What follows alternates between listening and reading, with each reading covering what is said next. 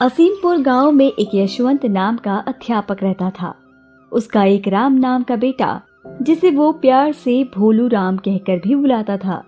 अब जैसा कि कहा भी जाता है कि एक अध्यापक अपने ही बच्चे को विद्वान नहीं बना पाता, बस ऐसा ही कुछ था यशवंत के बेटे रामू के साथ, जो अपने पिता से बिल्कुल अलग था, बिल्कुल भोला।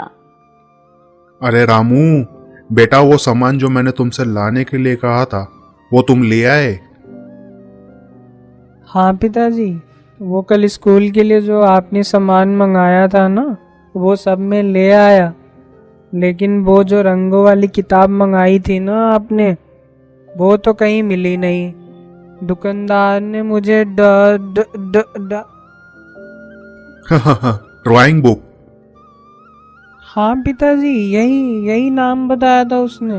मुझे ठगने चला था दुकानदार, कह रहा था कि ये लो, पर मैं तो बहुत समझदार हूँ ना, तो मैंने उनसे इनकार कर दिया, क्योंकि आपने तो मुझसे रंग वाली किताब मंगाई थी ना। वाह बेटा, अब कोई इतना भी मूर्ख कैसे हो सकता है? इतना कहते ही राम का पिता यशवंत स्कूल चला जाता है, लेकिन शाम को लौटते वक्त उसकी तबीयत बिगड़ जाती है, जिसके बाद वो बिना कुछ खाए पिए ही सोने चला जाता है। लेकिन सोते सोते भी वो अपने बेटे और उसके भविष्य के बारे में सोचने लगता है। ये सोचते सोचते उसे नींद आ जाती है। वहीं जब अगली सुबह होती है तो राम अपने पिता के पास जाता है। यशवंत बिस्तर पर सोया पड़ा होता है। पिताजी, पिताजी, अरे आप इतनी देर तक सो रहे हैं? उठ जाइए, आपको आज स्कूल नहीं जाना है क्या? राम की तमाम कोशिशों के बाद भी उसका पिता यशवंत उसे कोई जवाब नहीं देता। तभी राम घबराकर पास में ही रहने वाली लतिका मौसी को बुला के लाता है। लतिका मौसी यशवंत की नब्ज देखती हैं। अरे बेटा, तेरे पिता अब इस दुनिया में नहीं रहे। क्या? तो क्या वो भी माँ की तरह ही भगवान से मिलने गए?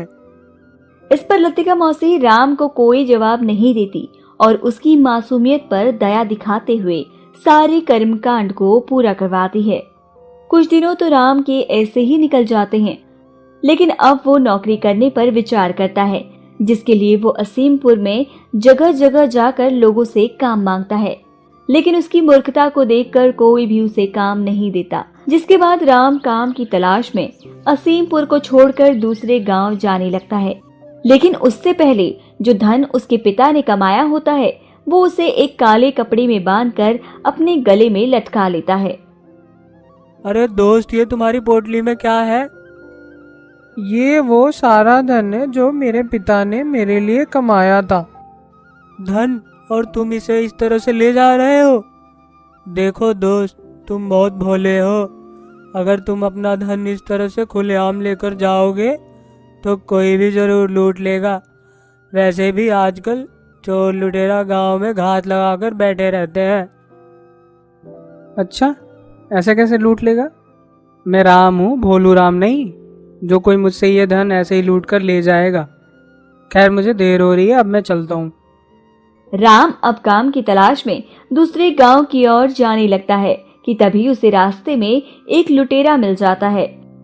लेकिन राम इतना मासूम था कि वो इस बात से अनजान होकर लुटेरे को ही सावधान रहने को कह देता है। अरे दोस्त, क्या आप जानते हैं कि आजकल गांव में चोर लुटेरे बहुत घूम रहे हैं? तो तुम अपना ध्यान रखना। वैसे मैंने तो अपना सारा धन अपने गर्दन पर इसीलिए लटकाया हुआ है कि कोई भी इसे मुझसे छीन ना पाए। अच्छा, तो तुमने देखा है कभी उस लुटेरे को? नहीं, देखा तो नहीं है, लेकिन पिताजी बताते थे कि चोर लुटेरे बड़े बड़े बाल, लंबी कद काठी और चेहरे पे कुछ दाग लिए घूमते हैं। लुटेरे ने दाएं देखा न बाएं, झट से अपनी कमर से चाकू निकालकर राम के गले पर मार डाला, जिससे उसकी पोटली कटकर नीचे गिर गई। और फिर लुटेरे ने इसे झट से लपक लिया और भागते हुए कहने लगा, अब देख लिया ना कैसे होते हैं लुटेरे।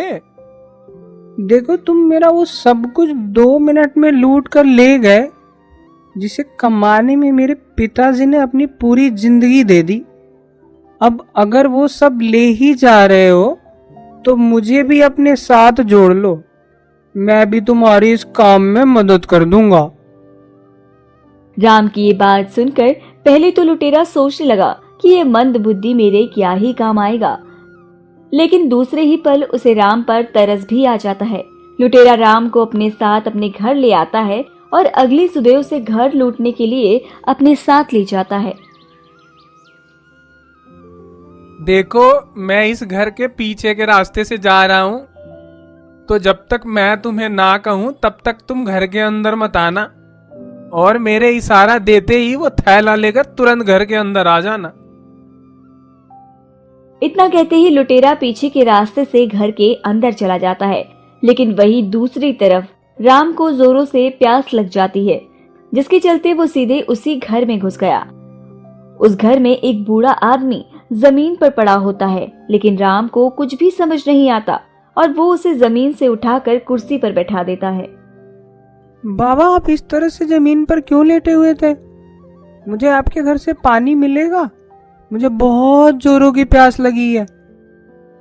राम बार बार उस बूढ़े आदमी से पानी के लिए पूछता है, लेकिन वो कोई भी जवाब नहीं देता।